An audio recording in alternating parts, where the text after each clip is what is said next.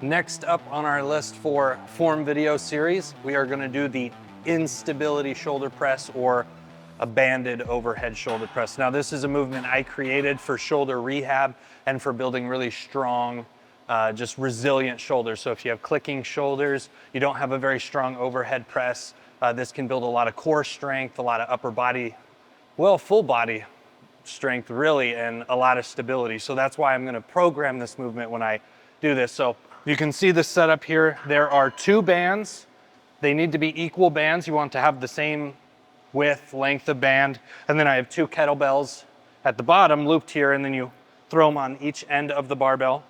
The reason you want these the same is because obviously when I unrack this and go to press it, this is going to be lopsided if it's not the same on each side, even if you use 2 different bands but have the same weight. So you can change the length or thickness of the band.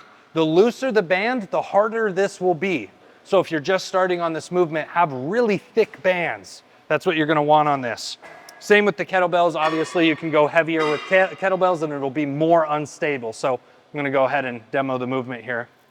I'm gonna go with a outside shoulder width grip, unrack and step out.